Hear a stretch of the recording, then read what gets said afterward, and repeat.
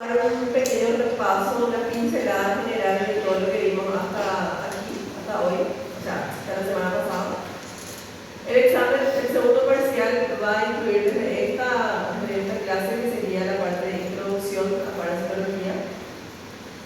¿Qué es lo que ustedes más tienen que estudiar? Les voy a dar un direccionamiento para que no vayan estudiando cosas que no es de mucho interés. Bueno, la parte de generalidades tienen que saber toda la parte de definiciones, como por ejemplo qué es un huésped, qué es un intermediario, qué es un definitivo, dónde ocurre la reproducción sexual, dónde ocurre la reproducción asexual, cuál va a albergar al parásito adulto, cuál alberga a la forma larvaria, todo eso tienen que saber. Factores determinantes es demasiado obvio. La forma de patogenia también tienen que saber el mecanismo patogénico de nuestros parásitos, qué es lo que ellos van a hacer, cómo ellos van a ingresar, ¿verdad? Cuál sería el mecanismo. La exposición, entrada, adhesión, replicación, lesiones, cuáles son las lesiones que pueden generar, todas esas partes generales también. Las vías de entrada, que ya saben muy bien también cuáles son, serían las vías oral y de inoculación, saber cuáles son los parásitos que entran por la vía oral, cuáles son los que entran por la vía inoculatoria. En este segundo parcial todavía no hablamos de vectores, entonces formas vectoriales no, pero sí la forma de vía oral y de inoculación.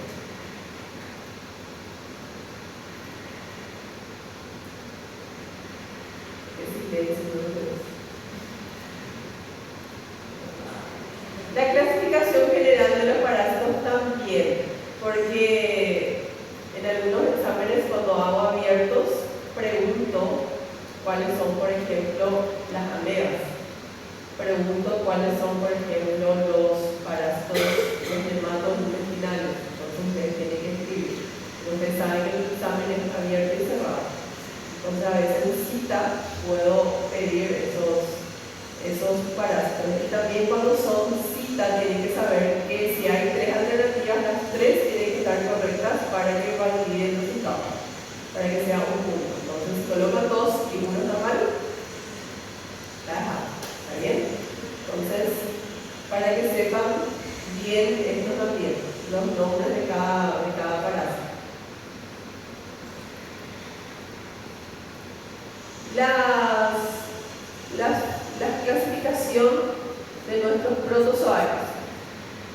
Saber cuáles son las amebas, qué características ellas van a tener. Por ejemplo, ellas van a ser ameboides, saber que ellas van a tener formas quísticas, protozoíticas. Las formas quísticas van a ser las formas infectantes, las formas trofozoíticas, ellas se degradan con el ambiente. Entonces, de cada uno de ellos, de nuestras amebas, ciliados y flagelados.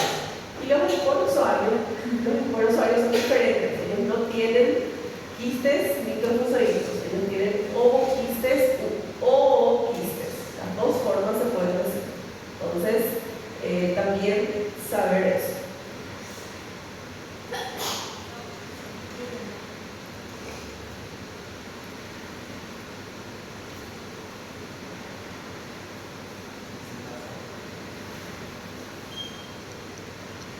Amebas, hablamos de la entamoeba histolítica. ¿Cuándo yo puedo decir que el paciente está con una amebiasis intestinal? La persona que está con una amebiasis intestinal, ella puede presentar, por ejemplo, la parte intestinal puede haber algún tipo de hematíes. Entonces podemos tener diarrea sanguinolenta, podemos tener presencia de hematíes en las heces. ¿Cómo ocurre ese mecanismo de infección?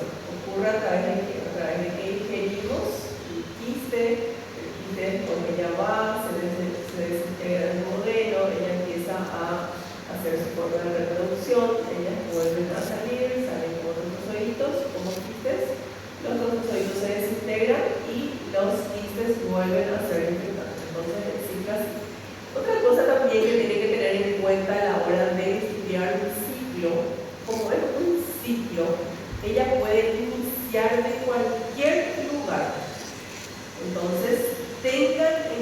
eso, porque generalmente es lo que ustedes llaman de pegallía en el examen. No es pegallía, solamente es falta de atención. Porque tienen que, cuando yo les coloco las cuestiones, generalmente suelo tratar de dar un buen direccionamiento para que ustedes entiendan lo que yo estoy queriendo preguntar. En uno de los exámenes, que seguramente ya habrán visto por ahí, porque hasta yo ya he visto que había un examen mío por ahí del semestre anterior, yo pedí para que ordenen el ciclo biológico de un parásito, pero yo les di el inicio y la gente no leyó eso. Todo el mundo se fue a la misma, se fue al mazo, porque no leyeron donde decía inicio. Lean el examen.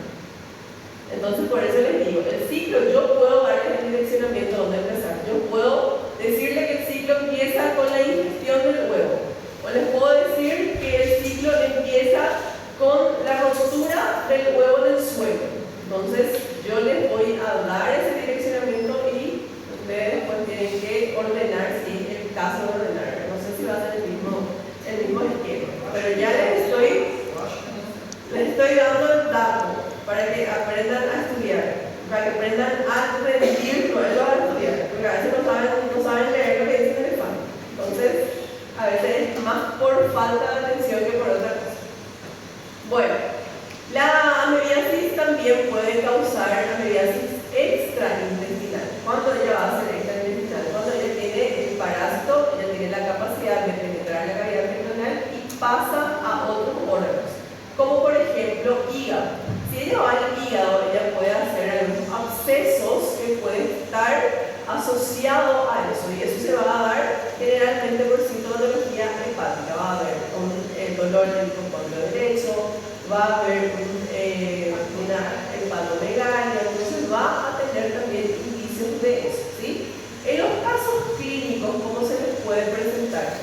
Siempre se les va a dar también el dato del parásito, para que ustedes puedan llegar a la conclusión de cuál va a ser el parásito que está en juego aquí, porque como son tantos, entonces que se les puede dar el dato de que el paciente consumió algún quiste, para que ustedes sepan que es una ameba y que no es el mismo. Entonces siempre tienen que saber, por eso la importancia de saber las morfologías. Porque muchos dicen, ¿para qué yo voy a saber morfología? Para saber eso, para saber diferenciar. ¿Por qué? Porque en un caso clínico te puede dar los mismos datos. El paciente puede tener fiebre, puede tener sangre en las heces, pero si yo no les coloco en algún lado que consumió agua contaminada con quiste, o que se introdujo una larva porque estaba descalzo, entonces ustedes no van a tener direccionamiento de cuál va a ser. Y me pueden decir, ¿cuál es? Y tienen razón. Entonces, atiendan bien a la hora de leer los casos clínicos principalmente también. Acho que eu estou sendo muito boa com vocês. Gente do céu, vocês rezaram muito, hein? Não sei.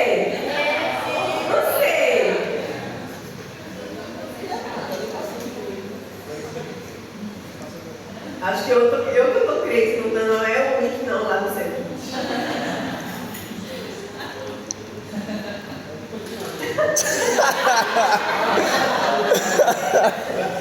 O cara tá com um terço na mão.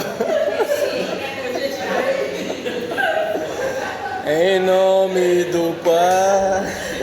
Ai, meu Deus. Bueno, diarrea. La diarrea, ella va a tener también dos morfologías, ¿verdad? Pero también ella va a ser desintegrada la forma de trofozoides. La cosa que va a ser diferente aquí es que ella va a tener flagelos, solamente eso, después las mismas características. En el paciente, ¿qué es lo que ella va a hacer? Ella va a tener un síndrome de mala absorción. Ese síndrome de mala absorción se va a caracterizar. ¿Cuál es la principal característica de la diarrea que va a presentar el paciente con diarrea? Va a presentar esteatoria, que es gordura en heces, ¿sí? Entonces, esa es la principal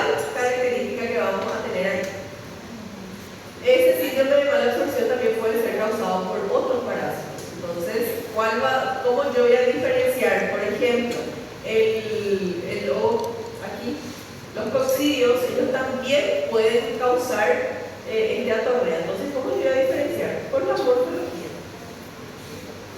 ¿Entienden? La morfología va a hacer la diferencia que vamos a tener aquí. ¿Por qué? Porque la giardia, ella va a ser quiste y los esporozoarios van a ser ovoquistes. Solo una letra de diferencia. Dos letras. Entonces, eso va a ser también la forma que se puede diferenciar. Otra cosa también que es importante que tengan en cuenta de los coccidios es que ellos pueden ser observados con coloración de 100 píxeles. También es un dato importante que muchos también no le dan bola, muchos también no le hacen caso. Entonces, eso también es importante que puedan saber.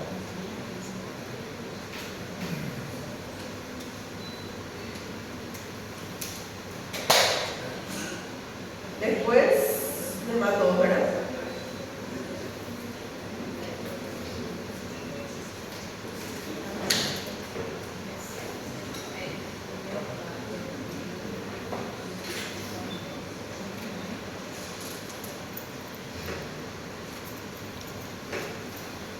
Bueno, sobre nuestros nemátodos, saber muy bien el nombre de cada uno. Saber cuáles entran por vía oral y cuáles entran por inoculación. ¿Sí?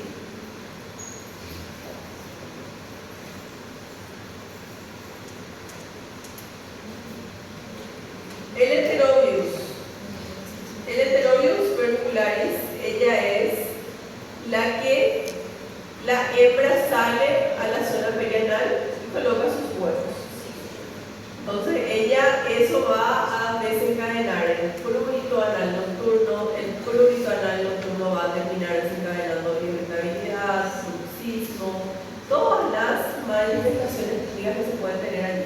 Como acá, por ejemplo, se les puede colocar.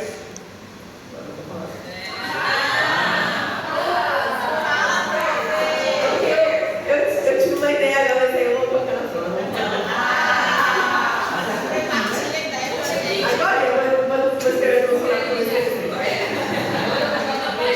Levanta o texto.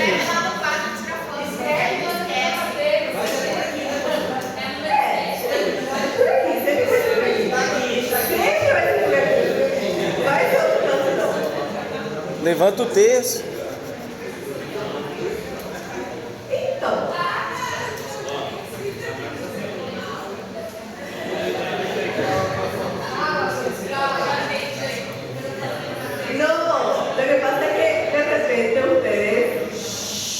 La principal característica es cosera, ¿verdad? El prurito anal nocturno.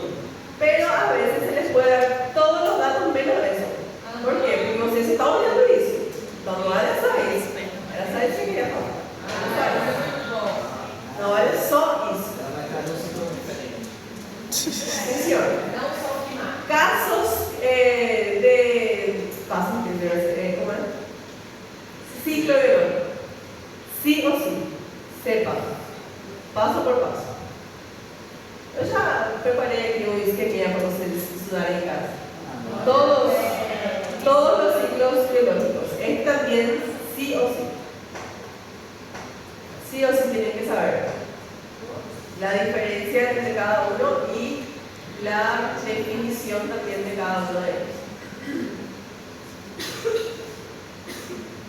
Mecanismos patogénicos también, cuadro clínico también, cuadro clínico para poder descifrar el caso clínico.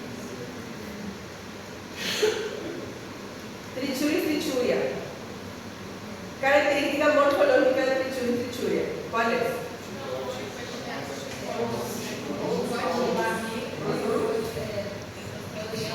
Os polos nos extremos. Forma el chicote y tiene una puntita, un diálogo. Entonces, esa también es característica de ellos. ¿Qué es lo que va a hacer el Trichuris trichuria? Ella va, el ciclo también, tengan en cuenta de Trichuris. Aquí, los mecanismos patogénicos. Ella va a hacer mecanismos patogénicos que pueden ser mecánicos y químicos. Mecánico es el traumático cuando ella va a tener la capacidad de penetrar justo la cavidad peritoneal y allí ella va a hacer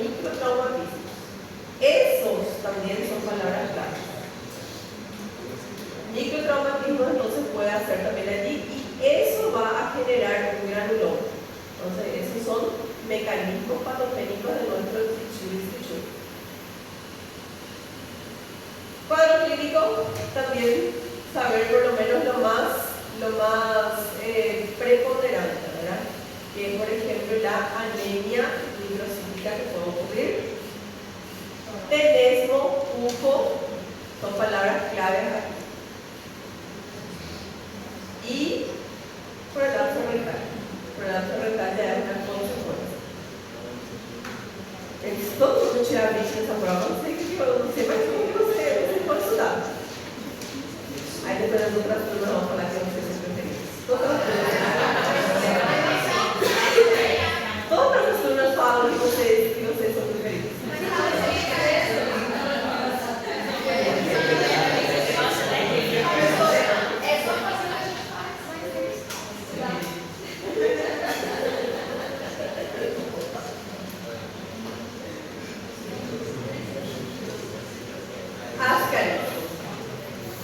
Características morfológicas de nuestro parásito. ¿Cómo es?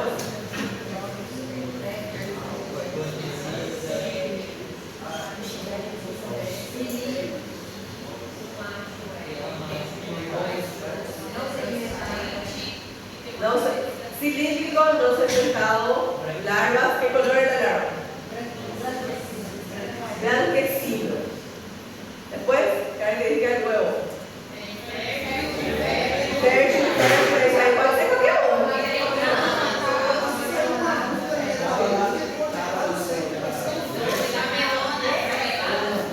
Então, não é sempre vai ser infértil, porque o decorticado ela perdeu a membrana neuronal.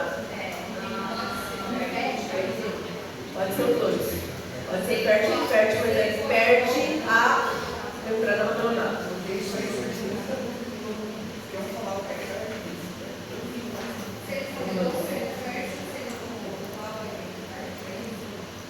Sim e não. Como é isso? No, es que la membrana es lo que hace la diferencia. Yo dije acá y dije en la práctica. La membrana es la que tiene que ser gruesa y tiene que tener rugosidad. La rugosidad tiene que ser más gruesa cuando ella es fértil. Y cuando ella es infértil, tiene membrana rugosa, pero es más chica. Esa es la diferencia. La membrana neuronal es la diferencia. No es, pero sí que también ella es oval y la otra es redonda, ¿verdad? Pero de repente puede ser oval y tener una membrana bien definida, entonces ella va a ser fértil, ¿ok? Entonces eso, la membrana es lo que va a ser diferente.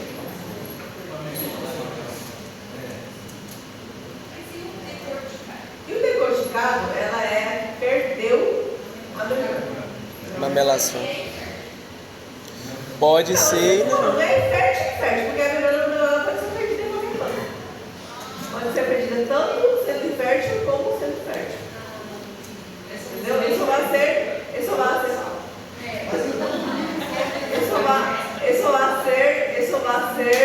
de acuerdo a lo que está en el ambiente, porque ella va a estar en el suelo, ¿verdad? Y esa membrana, si ella es perdida siendo infértil todavía, entonces es decorticado, pero en el 70-80% de los casos se considera infértil.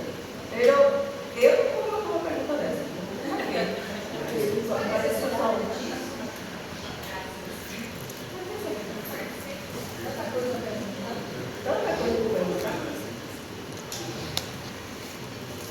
Bueno, nuestro Ascaris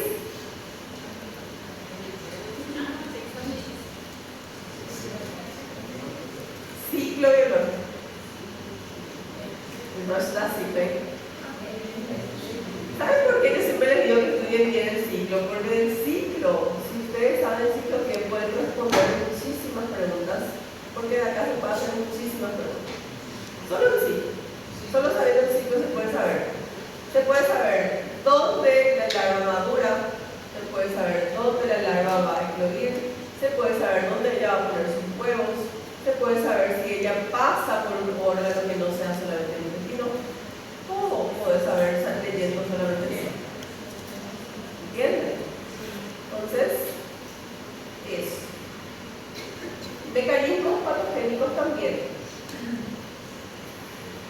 también tienen que saber. Cuadro clínico también.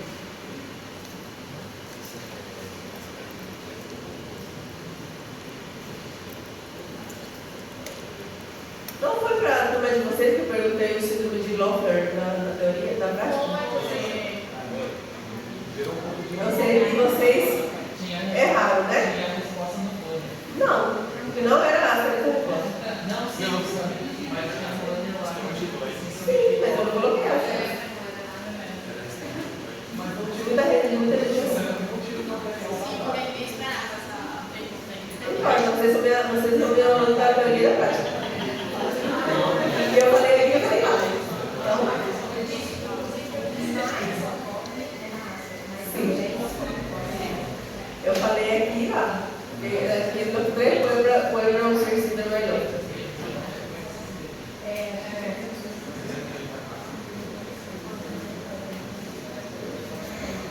Urtinárias. Aqui eu vou perguntar qual que tem dente e qual que tem placa.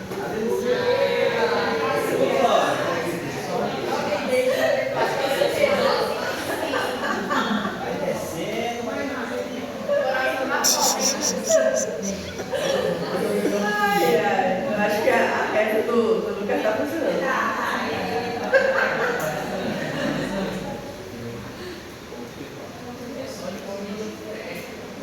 Não, não pergunta se é só isso, não. Ciclo. Só isso. Qual é a forma infectante? Também perguntei. Também é errado. É muito errado. Mas por mais que a turma de vocês tem melhor promédio. Não. Preferiu. Você acha também? Não.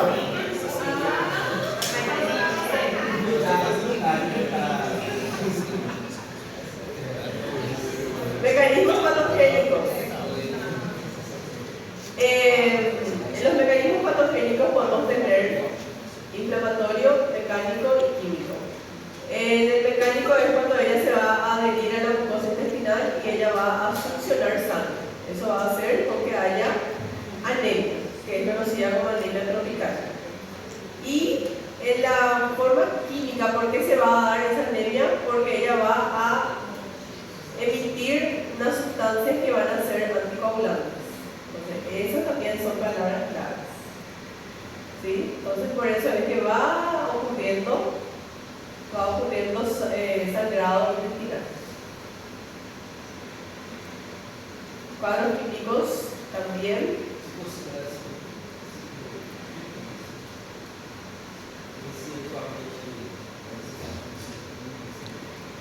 ¿Citoquímicos? No. Diagnóstico. Diagnóstico no se puede hacer. Estrofiloides. Estrofiloides también es un poco más amplio, su ciclo biológico principalmente. Saber cuándo va a ser directo, cuándo va a ser indirecto y cuándo es autohiperinfección, cuál es el que es causado principalmente en inmunodeprimidos. ¿Qué ocurre en cada uno de los ciclos? ¿Sí?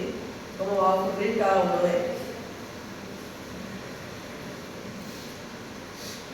Mecanismos patogénicos también y cuadros clínicos también.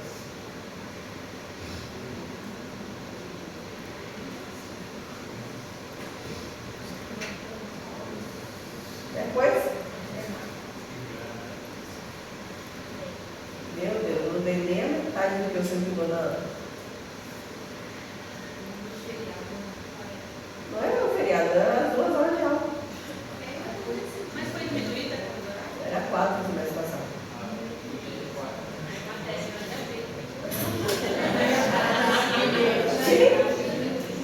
Que? Eu não sei também, porque você também tem que diminuir a carga. Eu acho que pelo menos 3 deveria ser. Não?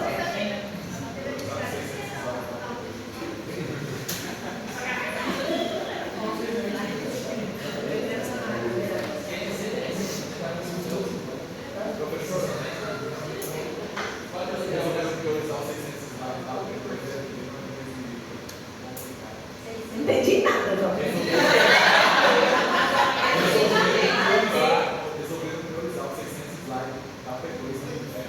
Ah, sim. Eu acho que sim. Mas tá bom. Vai haber parásitos que yo no voy a dar porque tengo que entrar en libros. A gente tem só mais 4, 5 semanas de aula.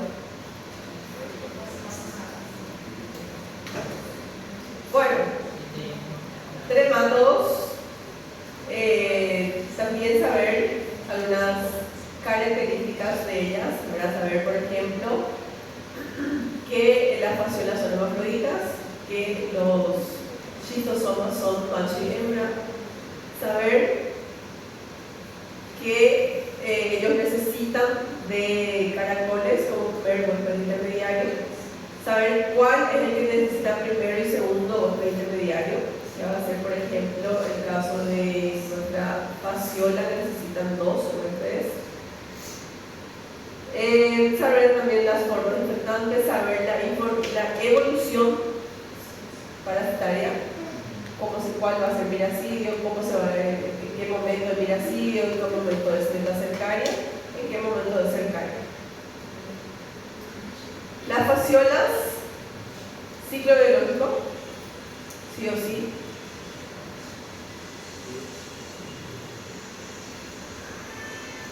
Entre las manifestaciones clínicas también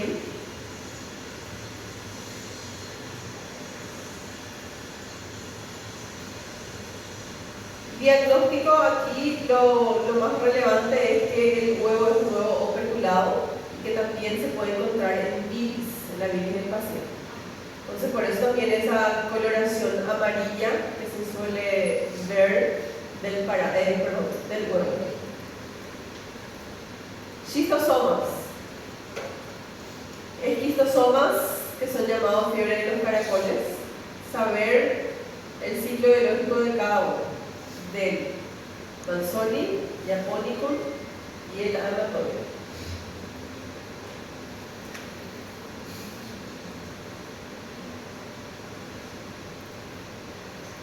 Saber qué es síndrome de Catamaña, qué incluye el síndrome de Catamaña.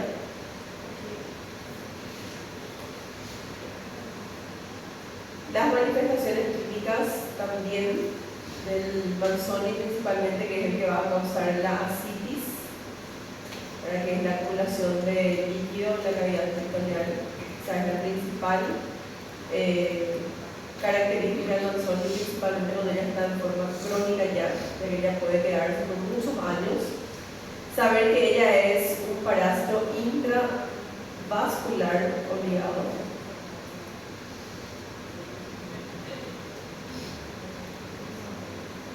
Japonicum. Japonicum es prácticamente igual. La única diferencia va a ser los huevos, que son diferentes. El Amatobium es el que va a salir por la orina, el que va a quedarse en los plexos vesicales que se quedan cerca de la vejiga. Entonces, ¿cuál va a ser las manifestaciones clínicas que podemos tener con pacientes con schistosoma hematobium? Principalmente hematuria, colaquiuria, disuria, que van a ser las manifestaciones clínicas que van a estar.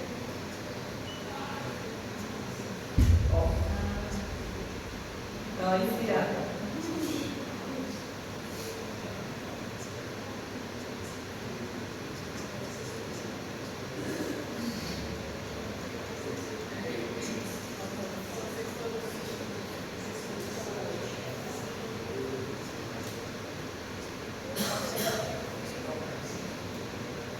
Y cestos.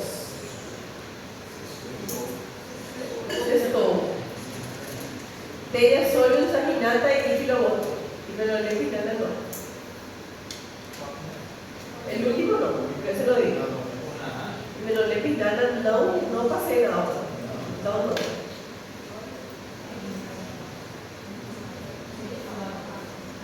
Las características morfológicas ya saben de memoria.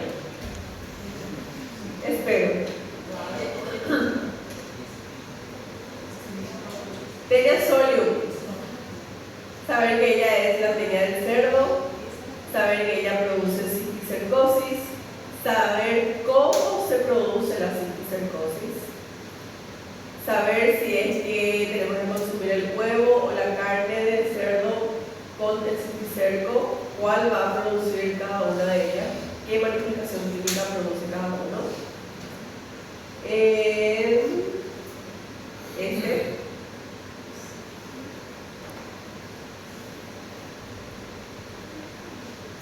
Este también. Las enfermedades también.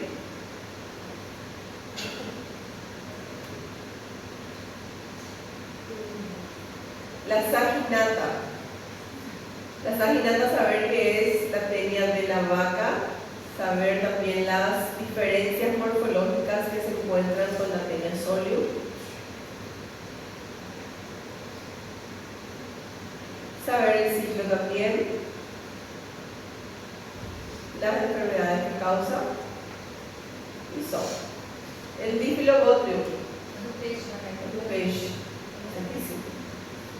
Saber también las diferencias morfológicas con relación a los demás cetodos. Cómo ocurre la infección, o sea, cómo es el ciclo biológico de este parásito.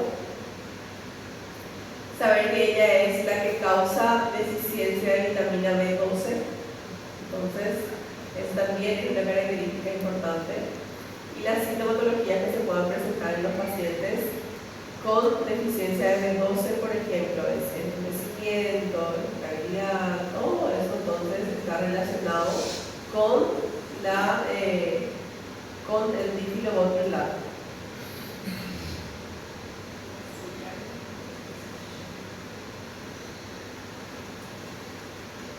Eso. Paso a paso.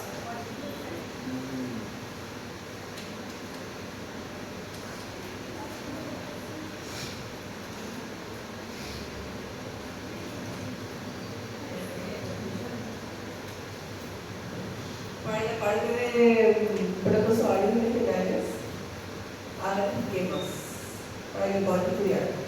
Yo creo que es mucho mejor, pero cada uno tiene su forma, pero el esquema para ti ayuda bastante. Los ciclos. Todos esos ciclos tienen que saber. Uno de esos sí o sí lo debemos tener. O tres.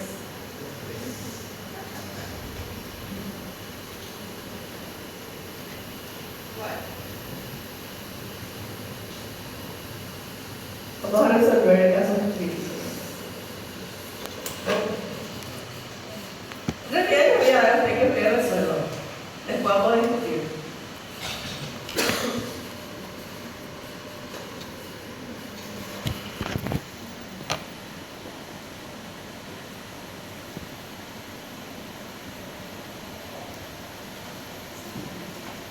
Se me está pasando también, ¿cómo se dice? Competición